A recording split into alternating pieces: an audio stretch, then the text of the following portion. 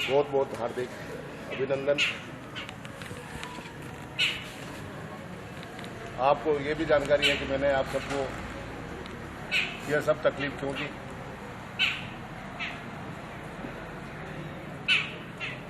राजनीति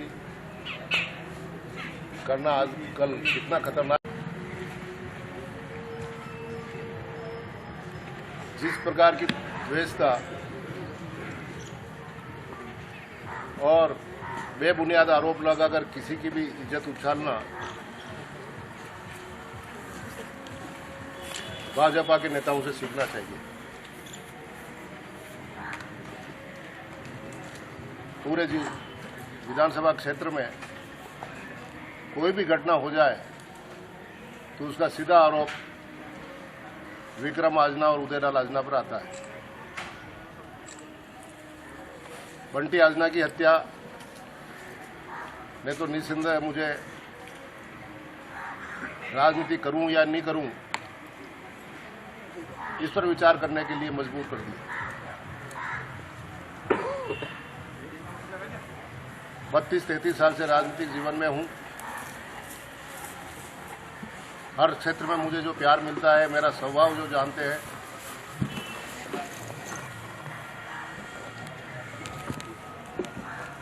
मैं जिस प्रकार से खुले मन से बात करता हूं, बिना लाग लपेट के करता हूं, और उसके ऊपर भी मैंने आज दिन तक किसी के थप्पड़ मारने का प्लान भी नहीं बनाया।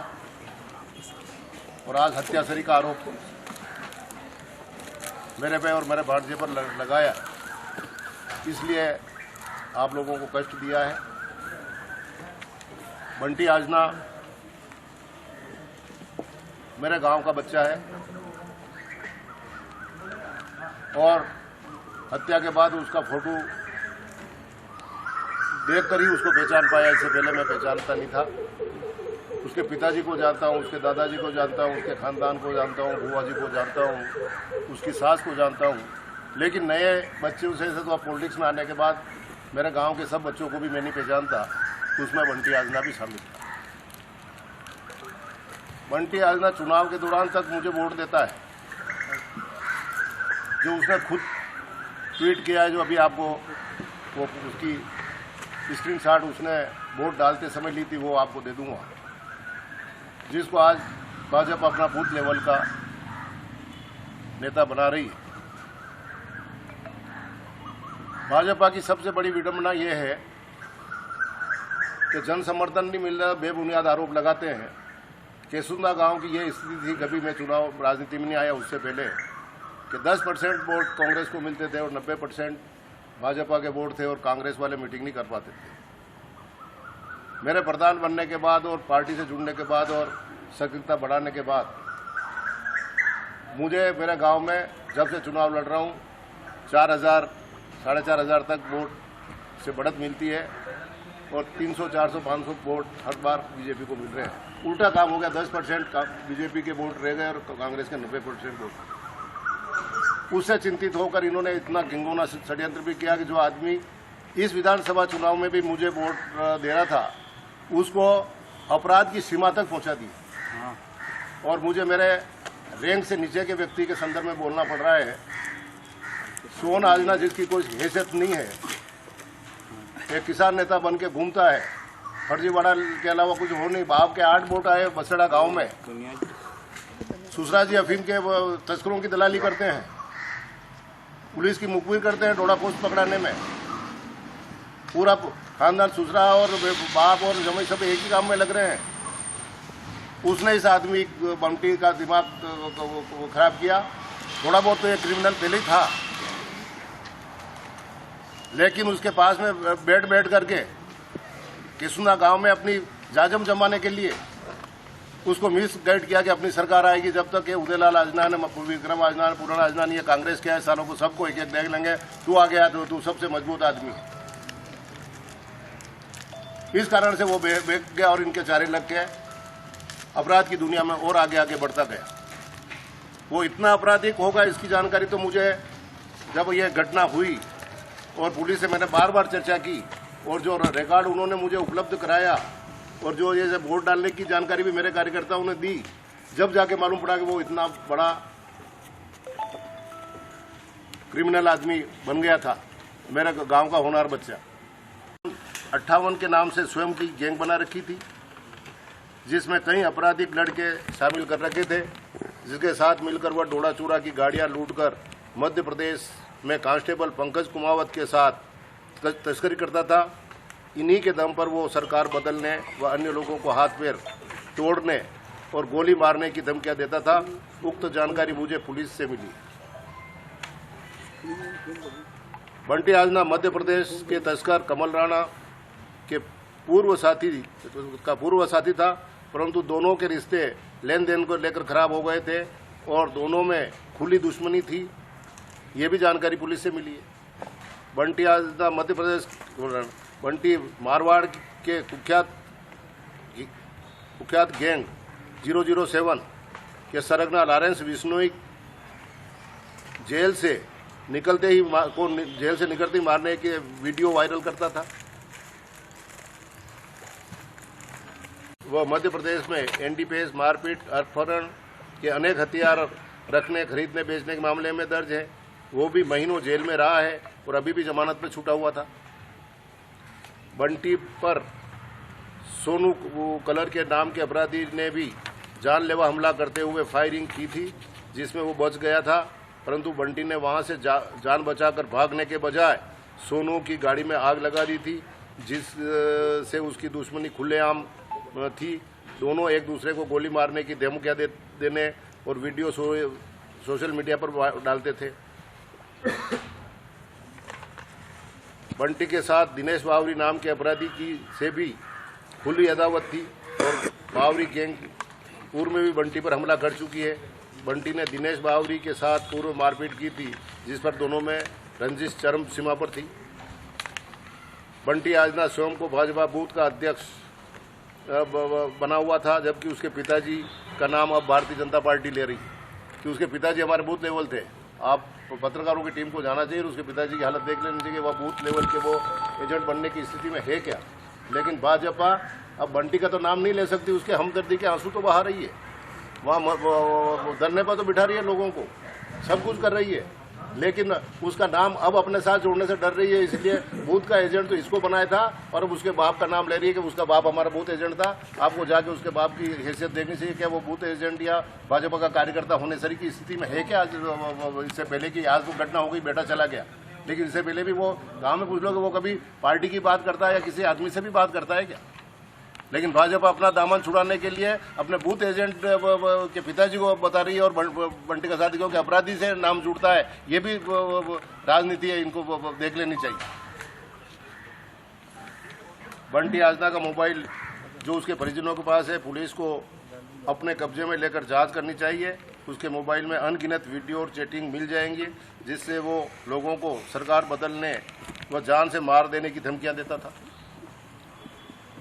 पुलिस ने चारों मुख्य अपराधियों पर 5-5 हज़ार रुपये का इनाम घोषित कर दिया, जो अखबारों में आ गया है।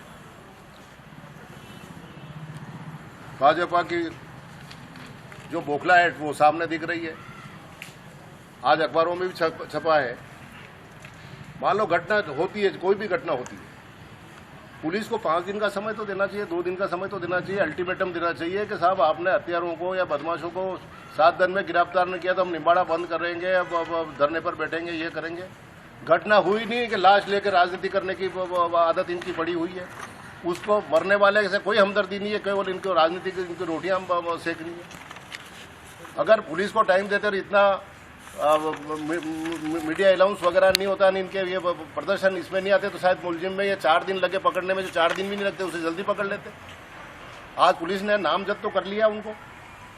अगर पुलिस 7, 8, 10 दिन, 15 दिन तक हाथ पर हाथ धरे रहते फिर आंदोलन करते तो मैं मानता और मैं भी उनके हाँ में मिलाता कि यार विपक्ष सही कह रहा है, इसमें कोई दो राय नहीं है। लेकिन कोई घटना हो जाती है और पुलिस को समय दिए बिना आप धरना प्रदर्शन करो और अपनी राजनीतिक रोटियां सेकने जाते हो कि अशोक गहलोत के राज में कानून व्यवस्था तो ठीक है। और अभी भी कल परसों स्टेटमेंट आपने गहलोत साहब का पढ़ा हुआ कि सख्त निर्देश दिए पुलिस को कि इस प्रकार से महिमा मंडित करने वाले अपराधियों को जो वाकफ दे रहे हैं, इनके खिलाफ सख्त कार्रवाई की जाए। कानून व्यवस्था अन्य स्टेटों के बनस्पत राजस्थान की ठीक है, तो उनको मालूम थी कि निम्बाड़ा की घटना में जिन्होंने हत्या की है वो पकड़े तो जरूर जाने हैं, लेकिन हम धरने पे बैठकर उंगली कटा के शहीदों में नाम लिखाना चाहते हैं। धरने पे कितने 25 है, 50 है, मैक्सिमम 50 मानता हूँ, 50 तो है भी नहीं, इससे ज़्यादा समर्थन नहीं जुट रहा है। उसके बाद भी पुनिया जी चले आ रहे हैं। इनको अमित शाह को भी लाना चाहिए गृह मंत्री को यहाँ पे, ताकि वो भी हालात तो देख लें कि नीचे कार्यकर्ताओं की स्थिति क्या है। श्रीचंद जी शरीफ आदमी है, इसमें कोई दो राय नहीं है। उन्होंने आरोप नहीं लगाया, लेकिन नेतृत्व में उन्हीं के नेतृत्व में चल रहा है। आरोप लगाने वाले तो बेचारे इस कंडीशन में है कि कभी श्रीचंद जी के कोई 19-20 हो जाए, टिकट कट जाए तो हमारा नंबर आ जाए, उदयलाल जी पे कीचड़ उछलेंगे। इस चक्कर में ये राजनीतिक महत्वाकांक्षा इतनी बढ़ गई कि मेरे पे हत्यासरी का आरोप लगाने के लिए मजबूर हो रहे हैं। मेरे भांजे को कह रहे कि इन्होंने मर्डर कराया। कह रहे सरकार आएगी जब गोली मार देंगे। किस किस को गोली मार देंगे? सैकड़ों कार्यकर्ताओं की फौज है मेरे पास। मैं तो आज सतीश पुनिया साहब भी पधारे, में हमारे सदन के सदस्य भी हैं और भाजपा के अध्यक्ष हैं, सम्मानित साथी हैं। मैं तो उनसे ही मांग करता हूं कि निम्बाड़ा विधानसभा की 10 बूथ जिसमें भाजपा को सबसे ज्यादा बढ़त मिलती है, उनकी लिस्ट भाजपा के कार्यकर्ताओं से ले ले और जयपुर से एक टीम भेजे जिसमें एक आदमी उनका हो और एक मेरे को पूछ ले कि एक आदमी आपका, दोनों एक एक घर पे जाके डिब्बा दे दो उनको। केवल इसी मुद्दे पे मतदान करा के देखते हैं। अगर मैं मेरे उसमें मेरे खिलाफ मत आ जाएगा तो मैं राजनीति छोड़ दूंगा। इसमें भी कोई दो नहीं है, करके देखी। निम्बाड़ा की जनता शरीफ जनता है, इसमें कोई दो राय नहीं है। आज मेरा ग्राफ बढ़ता हुआ देख करके विचलित हो रहे तो हत्यासरी के अपराध मेरे ऊपर लगा रहे हैं। चिकित्सालय की बात नहीं करते हैं। स्वास्थ्य सेवा में कितना सुधार हुआ है।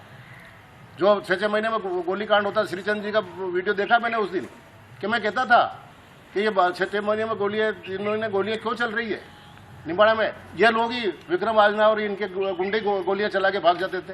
अरे वो विक्रम आजना के गुंडे गोली चला के भाग जाते थे तो तुम्हारी पुलिस और तुम्हारी सरकार और तुम मंत्री क्या कर रहे थे? झक मार रहे थे यहाँ पे। उदयलाल के राज में तो मेरे पे आरोप लगा तो भी ये 4 दिन में ये मुलजिम पकड़ में आ गए ने, इनाम घोषित करागा। 8-10 दिन में इन मुलजिमों को कहीं इनसे भी पुलिस जोर लगा के पकड़ लेगी। लेकिन जब फायर करके विक्रम आजना और ये साथी भाग रहे थे तो श्रीचंद जी को सांप सूंघ गया था। उनका भांजा लग रहा था जो उन्होंने बचाया उसको। क्यों नहीं पकड़ा है पुलिस से उस समय? अपनी जेब मिटाने के लिए जब उनके कानून व्यवस्था बिल्कुल बेकार थी। आज कानून व्यवस्था सुधरी है, सट्टा बंद हुआ है, चिकित्सा व्यवस्था में सुधार हुआ है, भाईचारा है। पुलिस के चुनाव 4 चुनाव हुए, हर बार हम क्यों जीत रहे? क्योंकि मैं गुंडागिर्दी को बढ़ावा नहीं देता हूं। किसी छात्र संघ के चुनाव में आज दिन तक छात्रों में झगड़ा हुआ क्या? और पहले तलवारबाजी और लठबाजी और गोलीकांड के अलावा चुनाव नहीं होते थे। इस प्रकार के करने वाले बैनर को तो मेरी जनता का विश्वास अर्जित करना है। मुझे भारतीय जनता पार्टी से सर्टिफिकेट नहीं लेना है, लेकिन बेबुनियाद आरोप और हत्यासरी का आरोप लगा, इसलिए मैं विचलित होकर इतनी बात बोल रहा हूं और इसीलिए आप लोगों को कष्ट दिया है कि कम से कम जनता के सामने मेरी छवि आपके मार्फत पहुंचे। अगर गलत हो तो गलत भी आप लिखें, मुझे कोई उसमें आपत्ति नहीं है। लेकिन हत्यासरी का मतलब मैं कल्पना नहीं कर सकता। जैसे आरोप मेरे ऊपर लगाने का जो प्रयास किया है, बहुत घिनौना काम किया है भारतीय जनता पार्टी ने। मैं इन बातों से विचलित होने वाला नहीं हूँ। मेरे क्षेत्र की जनता मेरे साथ है। मैं लगातार इसी गति से लोगों के साथ अपना सुख दुख बांटता रहूंगा। आप सब पधारे, इसलिए बहुत बहुत धन्यवाद।